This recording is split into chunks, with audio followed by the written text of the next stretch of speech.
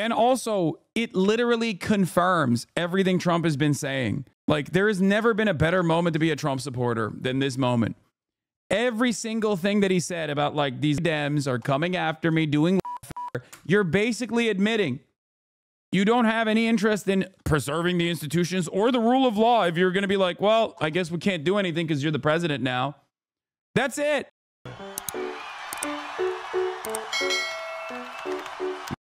On the air with breaking news about President-elect Donald Trump, the Justice Department Special Counsel Jack Smith just filed a motion to dismiss the federal criminal case against the president-elect over his efforts to overturn the 2020 election results. The news comes after NBC News learned the Justice Department had been planning to wind down its federal cases against Mr. Trump. It also comes as NBC News learned that Lamont Drake apparently donated to the ACP. Yeah, get the out of here. No, he didn't. But Drake is also not a good time to recognize or admit this, but he has been one of the most prominent artists out there that has actually openly been pro-Palestine early on. Smith and his team plan to resign. Ultra rare Drake W. Before Mr. Trump returns to the White House. We want to go straight to our justice and intelligence correspondent, Ken Delaney. And Ken, fill us in here. Lester, Special Counsel Jack Smith and his team have filed a sparse but historic document here asking Judge Tanya Chutkan to dismiss this case. And the grounds they gave is essentially that the Justice Department has always held historically that a sitting president can't be prosecuted or indicted, and that principle applies here. Let me just read a little bit from what. Now they won't even let Trump fire them. They're surrendering, and Trump takes a victory lap without suffering a bad news cycle. Yeah. And also, it literally confirms everything Trump has been saying. Like, there has never been a better moment to be a Trump supporter than this moment. Every single thing that he said about, like, these Dems are coming after me, doing welfare, you're basically admitting you don't have any interest in preserving the institutions or the rule of law if you're going to be like, well, I guess we can't do anything because you're the president now. That's it. Complete, utter, humiliating defeat for all of these institution defenders, these lovers of institutions. Once again, the damage that this will do, the damage that this will personally do, if the Democrats actually did care about preserving the integrity of these institutions, the damage that this act does to the validity and the legitimacy of those institutions are insurmountable. It's completely, just throw it away. It's like Joe Scarborough and Mika Brzezinski going down the Mar-a-Lago to kiss Trump's ring after 8 years of calling him a fascist. Then you didn't believe it at all. You didn't believe that he was a fascist at all. You were just lying. It's like when Democrats turn around and say, like, yeah, you know what? Immigrants are actually bad. We got to do the border ourselves. After calling Republicans racist for 4, 5, 6, 7 years. Okay, I guess you admit it then. You're just a liar. You don't give a shit. In light of this, what are your opinions on leftists voting third party this year and letting this guy do this damage? I understand why some leftists, but this is a bad precedent for Trump to set. If you think this is the fault of, like, random people who voted third party, who Kamala Harris lost by such wide margins that, like, their votes were inconsequential regardless, you are stupid, okay? There is no better way to put it. You are watching Democrats in key positions right now taking a knee and genuflecting to this fascist piece of shit, and you're still like, you know who's at fault here? Random third-party voters, actually, who, if they all voted for the Democrats, would have still not allowed the Democratic Party to win, okay? What the fuck? You cannot outflank the Democratic Party.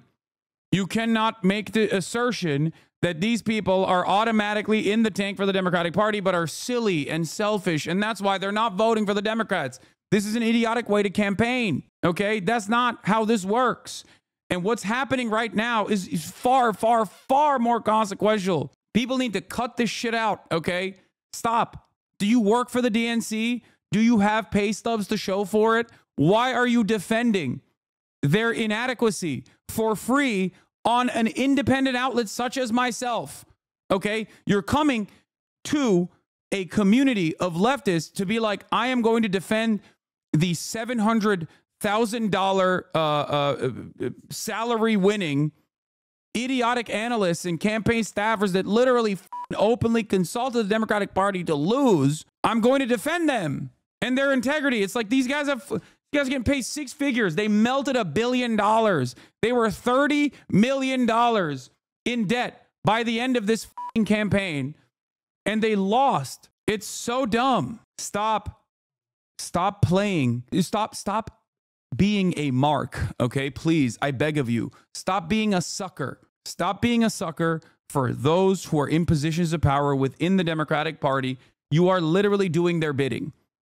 You are refusing to recognize the truth, and you are allowing the Democrats to continue building this narrative that it was actually some random leftist that caused the Democrats to lose again. These people are defending the DNC when Trump has not even gotten into power because they are worried of any transformation to the Democratic Party or growing efforts to leave the party as a whole. I really want to see what Bernie and his organizations are going to do soon. They're planning something. We'll see. What they wrote. They said that the department and the country have never faced the circumstance here where a federal indictment against a private citizen has been returned by a grand jury and a criminal prosecution is already underway when the defendant is elected president. Confronted with this unprecedented situation, the special counsel's office consulted with the department's Office of Legal Counsel. That's the group inside the DOJ that decides constitutional legal positions. And then they said that after careful consideration, the Justice Department has determined that the OLC's prior opinions concerning the Constitution's prohibition on federal indictment and prosecution of a sitting president apply to this situation, Lester. So, look, this indictment, this involves the three conspiracies Donald Trump is accused of in an effort to cling to power after the 2020 election. And it marked an extraordinary moment in American history. This is the first ever accusation that a sitting president committed crimes in an effort to cling to power. The dismissal also marks an extraordinary moment. 50 years after Richard Nixon was forced by lawmakers from both parties to resign the presidency amid allegations of criminal conduct, half of American voters discounted equally serious charges of criminal misconduct in office against Donald Trump. They returned Mr. Trump to the presidency. And if the lesson of Watergate was that no one was above the law, the lesson of the Trump era is that a majority of Americans have decided that this principle no longer applies. And what I can tell you, Lester, is that we also expect a filing in the other case, which has been dismissed by the judge, that classified documents case against Mr. Trump, which is on appeal. We expect a filing there, although it's not clear exactly what that filing will say because there are two other defendants in that case. And Jack Smith, the special counsel, is required to file a report to the Attorney General before he leaves office explaining his prosecution decisions. Wouldn't it be wrong to try and jail and pull to court an upcoming president, though, because it internally weakens the country? Some things are more important than partisan fighting. Brother, you either think Trump is a fucking threat to American democracy and is a fucking die-in-the-wool or you just lied about it for years. I personally think he is, okay? I think he does spell great trouble for American democracy and the future of America in general, and he is a fucking straightforward ultra-nationalist fascist at this point, okay? Doesn't matter if he's like personally invested in some ideological variant of the ideology. What matters is his output. What matters is what he's doing, okay? He violated the rules regardless. Why the would you cast that aside? Excuse me, we need to make sure that Germany is united. And that's precisely the reason why we should offer Hitler the chancellor position, because ultimately, you know, it's better to have a united Germany. Yeah, see how well that worked. He might be, but he's still the leader. Weakening him weakens the country. Yes, dude, you're a fucking dumbass, okay? Weakening him weakens the country. We need to pile alongside Donald Trump. Liberals and their endless defense of the status quo is precisely the reason why they will always show their bellies, okay? They will always allow fascism to thrive, okay? That's it. It's the same principle. Never question power. And also, it's the same like vague gesture towards like bipartisanship. You know what I mean? You don't understand. We must obey. We must obey. No matter how far he goes, we have to obey. Okay? Because God forbid America gets weakened. I mean, what are you talking about? Yeah. Good luck. Good luck to you, charitable chinchilla, as Donald Trump sets up utilizing the military to mass deport 20 million people. This is part of the reason why I'm telling you I have said time and time again that things are different this time around. Things are different. Nobody. What is this? Oh, yeah. Things are different this time around because liberals are not even doing the 2016 hashtag resistance shit. Yeah, no, it's the clip that what's his face HasanAbi Productions posted, the one where he spliced Ethan talking about how much of a radical terrorism supporter I am. Well, it spliced up with me playing the Korean goon dating sim With his f***ing straight up radical, anti-American, pro-China. unaware, narcissistic fascist. He probably doesn't understand why he can't dictate everything. Inner GOP faithfuls will try to treat him like a useful idiot to tear down the normal institutions, keep the party entrenched in power. And Merrick Garland has a policy of making those reports public. So we can expect to see a public report, Lester. But in this case, we don't expect it to go much beyond the volume of material that is already in the public record about both of these criminal cases. All right, Ken Delaney, and thank you. Let me bring in our senior legal correspondent, Laura Jarrett. Laura, what is the chance, putting politics aside, what's the chance of resuming the case 4 years from now? Very little. You and I both noted as the filing was coming in that it said without prejudice, which means theoretically they could bring it again, but it seems highly unlikely, Lester, even notwithstanding statute of limitations issues, all of the effort and resources that were put into this, they never really got off the ground. They didn't get anywhere close to a jury trial, much less the conclusion and sentencing.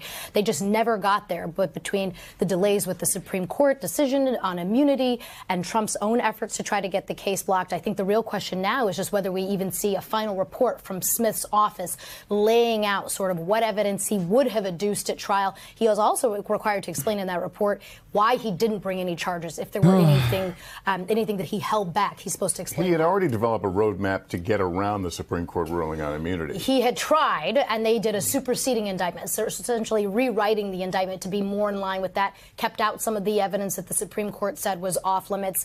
But even still, he was at the beginning stages of that. Trump was likely to appeal even that new indictment. And so it just really never got off the ground. So the facts didn't change. The evidence didn't change. The only thing to change is his status. Thanks for watching. Stay up.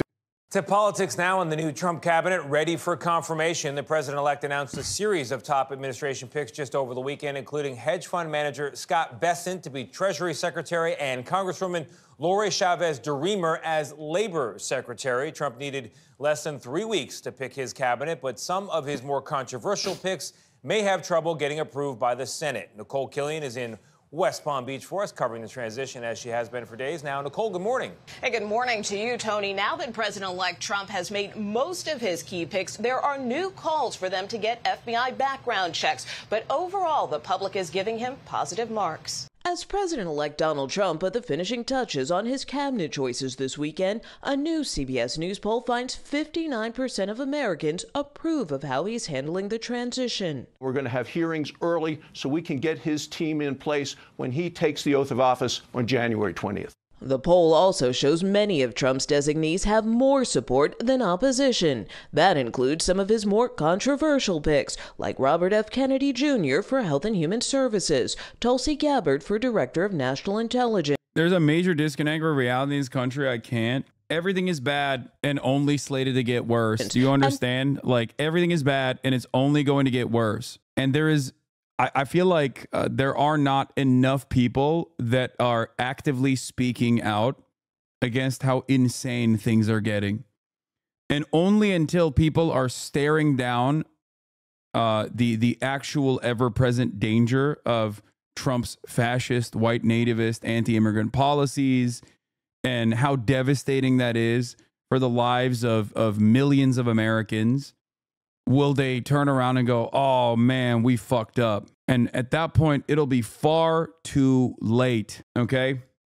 And Pete Hegseth for defense, although some voters say they still haven't heard enough. I'm a yes on Pete Hegseth. I'm a yes on Tulsi Gabbard. While some GOP senators say they'll vote for the picks, Democrats like Illinois' Tammy Duckworth raise concerns about a sexual assault allegation against Hegseth, which he has denied, and his comments that women shouldn't serve in combat. He's just flat out wrong. Our military could not go to war without the women who wear this uniform. She also called Gabbard, who at times has been seen as sympathetic to Russia and Syria, compromised. She is a true patriot of the United States, and there's no reason why the Democrats are going after her other than the fact they're upset that she left their woke party. Some lawmakers insist nominees must go through FBI background checks, but the Trump transition has not signed an agreement with the agency to start the vetting process. If they keep delaying on these background checks, we will have a delay in getting these cabinet officials in. I don't think the American public cares who does the background checks. What the American public cares about is to see the mandate that they voted in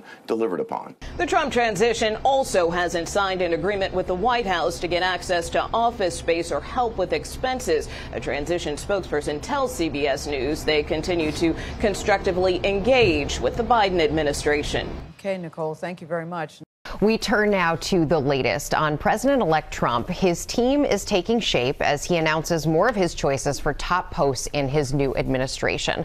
Our senior national correspondent, Terry Moran, is tracking it all. Good morning, Terry. Good morning, Rebecca. President-elect Trump continues to move at speed to fill out his cabinet for a second term, and this could be the most ideologically diverse cabinet in recent history. A team of Trump loyalists from across the political spectrum.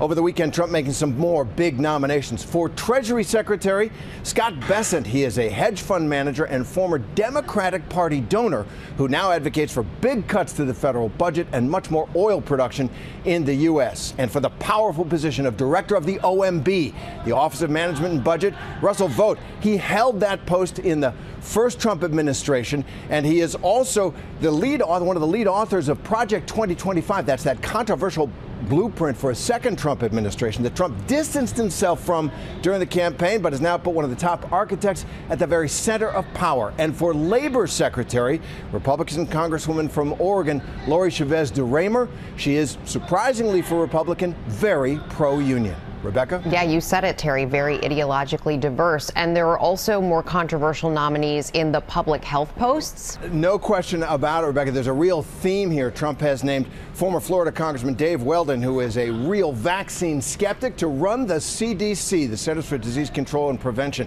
Marty McCary, a surgeon who is a harsh critic of the vaccine mandates during the COVID pandemic. He has been named to run the FDA, the Food and Drug Administration, and Dr. Jeanette Neshwat. She's a family doctor and frequent Fox News commentator, to be the next Surgeon General of the United States. Rebecca? All right, Terry, thank you. We're in the midst of talking to the senator about his new policy proposals for the incoming Senate. But for now, we're going to move on. I think we've still got Senator Fetterman with us now. I think we're going to move on to him until we get Senator Barrasso's feedback. Democrats are hoping to find new footing in the wake of crushing electoral losses earlier this month. Here's Wall Street Journal columnist Peg. I don't think Americans understand the importance of background checks. Yeah, people don't understand that the fucking background checks are to, make sure that the cabinet appointments are not easy to blackmail or control. That's the real reason why these background checks happen. It's not to tar and feather random people. It's to ensure that these guys are not going to get any sort of foreign interference or anything like that, and they won't be blackmailed. You have to do this kind of due diligence if you do care about, I guess, at least having a competent cabinet. But Trump doesn't care about that at all. But then again, the reality of the matter is, I feel like we're in a new era. We're in a new era where I think it doesn't really matter. I mean, look at Pete Hegseth. Dude's a fucking rapist. And people still are like, nah, that's my rapist, dog. I love him. He should be in charge of the Department of Defense. So I feel like maybe blackmail doesn't work if you're shameless, when there is no, when I guess when the way that society analyzes, views these people as when they see them as fine individuals regardless of what they've done. I think maybe blackmail is inconsequential when there's no shame and no accountability whatsoever. Democrats, very real struggle right now. They ought to be thinking about the meaning of their party right now. That party had stood, I think, on 3 pillars. One, it was the party of the little guy. The other is that it was the party of anti-war. The other is it was the party of very generous spending. But the Trump oh, Peggy drunk by Noonan. That's funny. Republican Party has taken those issues, at least for now. So let's bring in Democratic Pennsylvania Senator John Fetterman. Sir, very excited to talk to you. Thank you for jumping in when Senator Barrasso's feed has gone down on short notice. Noonan there offers the perspective that the Trump GOP has sort of usurped some of the founding cornerstone pillars of the Democratic Party. Do you think she has a point? Yeah, well, one area where we kind of lost ourselves was the border. And I've been on this network, months ago saying, hey, it can't be controversial for our party to be pro-immigration, but we need a secure border. And when we ask or demand people to not believe what they see and see those kind of numbers, that's not. It's pretty funny that like this is the guy spearheading the right-wing shift of the party. The person that is the most effective communicator of the right-wing shift of the party is a guy who can't communicate at all. Just dumb as fucking bricks. Just a straightforward ogre. Not a problem. It's like, well, the party is so cooked. Then you lose about that 100%.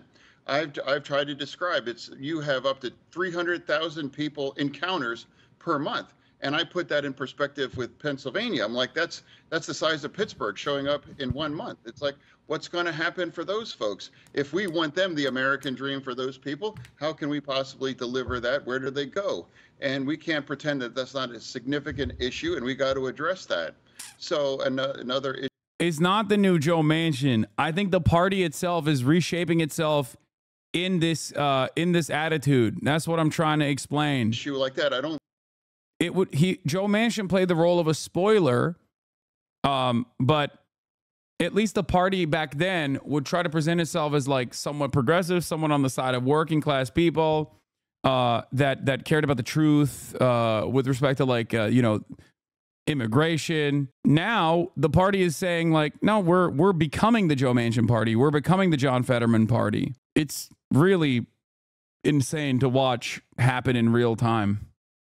I don't think that's about endless wars. I think there are two very just wars. I think Israel, for example, that's a very just one. And now I've never supported a ceasefire, and that was the right thing. I said I was going to follow Israel. And since they refused to have that ceasefire, they have eliminated and broken Hamas and Hezbollah. Hezbollah was supposed to be like the ultimate badass in the Middle East, and now they were just a bunch of Keystone cops. Yeah. I mean, like I said, John Fetterman, not exactly known for having a good functioning brain. Really cool that the brain damage guy is the guy that is communicating the right-wing shift of the Democratic Party. It is pretty funny that he's saying this when, objectively untrue. Israel is at a hard time even bringing Hamas to heel inside of Gaza, which is supposed to be Israel's playground to begin with, an area that they have full sovereignty over, and they still have not been able to take out a militant resistance group. And they certainly have not had such a good time with Hezbollah in Lebanon. And Iran. But it's wild to say this in the eve of in the immediate aftermath of the ICC coming out and being like, yeah, Benjamin Netanyahu's a war criminal for mass starvation, utilizing starvation as a weapon. And the defense minister, former defense minister Yoav Gallant, is also a war criminal as well. Like, he's just like, yeah, I don't care. Israel good. All of Israel enemies bad. I'm glad they never did a ceasefire. Would Fetterman hit that rare title of left grifter? Brother, what are you talking about? No. Of course, do you feel like he's grifting to the left when he says this? No, it's the exact opposite. It's people that fucking claim that they're leftists that then turn right-wing immediately when they get power. Bro's one of the most right-wing fucking senators out there in the Democratic Party. He got brain damage and immediately became a omega reactionary. Has been exposed as just, about anything. So that's been a significant development here. And now also I'd like to point out Israel had blown up their nuclear weapons lab as part of that too. So and with respect for Ukraine was invaded And for me, it's about standing on the side of democracy. And I was very supportive about that aid. And I don't understand if the other side would now stop delivering that kind of aid. That's a disagreement. But I've been very, very clear supporting Israel. He ran a pretty progressive Democratic campaign. He ran a progressive campaign and immediately, you know, it's like Richie Torres. He ran a progressive campaign and immediately swapped it. Like, so did Kyrsten Sinema. Didn't run a progressive campaign, but like became increasingly more centrist in the process, increasingly more right wing in the process. It's the endless grift of constantly fucking grifting to the right. If he was a left-wing grifter, he would have, you know, become more left-wing, I guess, despite not believing in it. Like, it's not a real thing. There is no real grifting to the left because there's no money on the left. There are people on the left, so you might present yourself as more progressive if you want to win an election. Okay. Having said that, however, there is no money there, so there is no reason to just like actually go further and further to the left once you actually win power. I think his brain damage because he was a progressive Democrat in 2016 when Bernie endorsed him for LT. He was shitting on moderate Dems, very unusual. Yeah, no, I think his situation is genuine. I don't even think he's a grifter. I think he just actively got brain damaged into becoming more conservative. Like that flip, especially for Israel, John Fetterman was always bad on Israel. Okay. But not this bad, never this bad. And not only that, but also his wife is an undocumented immigrant, like was an undocumented immigrant. He was always pro-immigrant, pro-gay, pro-weed, all this shit. Like he was definitely, there are times when he actually fucking was in support of banning fracking, even though he's like the fucking Western Pennsylvania ogre that looks like this. He went back and forth on fracking as well.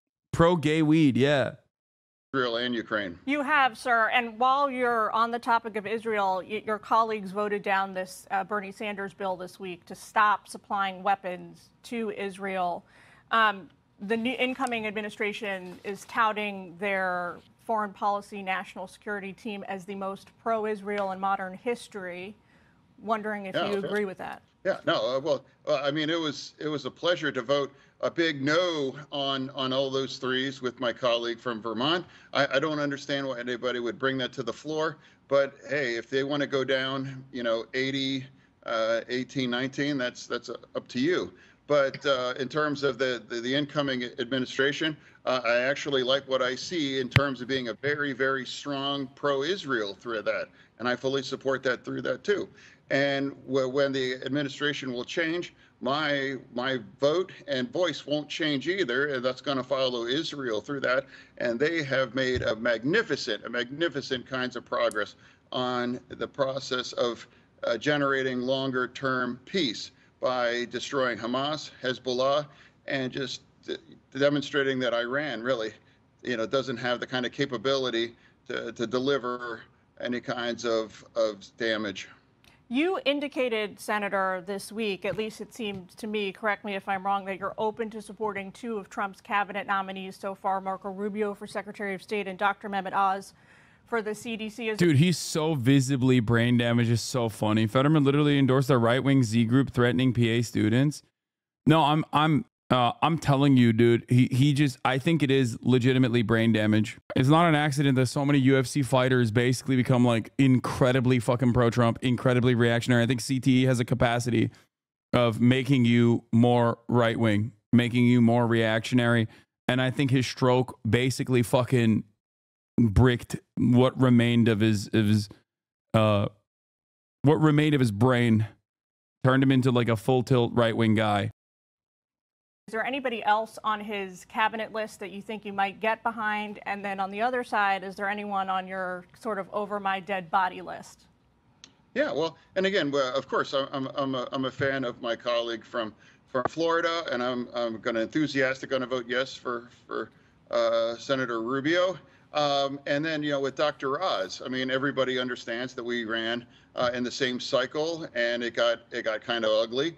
and I don't have any kind of bitterness. And I just expressed I'm open to a dialogue to hear what he has to say about these things. I'm not sure why that's controversial to say, hey, I think I saw a great from Bill Maher. He just said, oh, I'm not going to pre-hate. I'm not going to pre-hate a lot of these things. And I'm not going to pre-hate this. I'm going to have an open conversation. He said in an interview with Bill Maher that the stroke made him more conservative. Wait, I don't remember that. That's funny. He actually did. Save us. We'll talk about Jon Stewart hitting the Dems a little bit. For anyone that I'm open to having part of that conversation.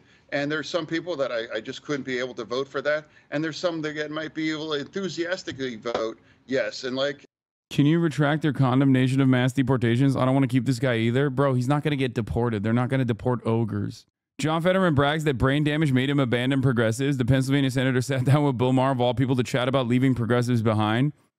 During an appearance on Real Time with Bill Maher, Senator John Fetterman credited his near-fatal stroke with making him a conservative darling, describing it as freeing.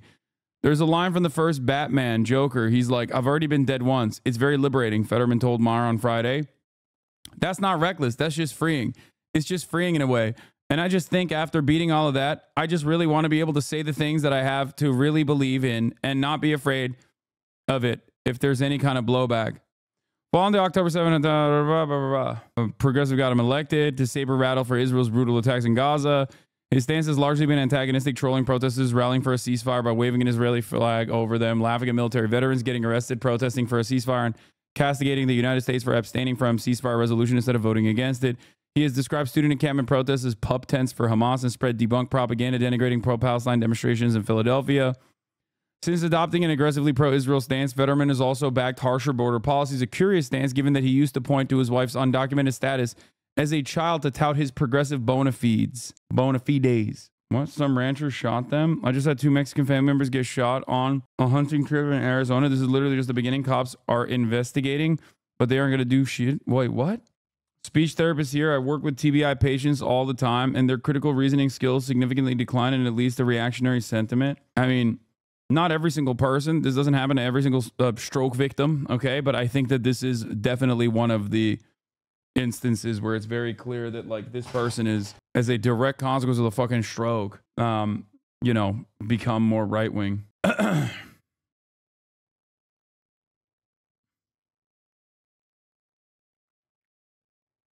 Need a counterstroke to turn him back? Nah, it's over. Do we not think it was all the AIPAC money? I think the AIPAC money was the AIPAC money, or the fears that he might have been cast aside before the primary if he was to have such a strong stance against Israel was maybe some of the reasons why he was primed to be positioned for Israel. Having said that, however, I think that he went full tilt, like insane. Because that doesn't account for like why he's right wing on the border. You know what I mean? My Senator Rubio or Stefanik or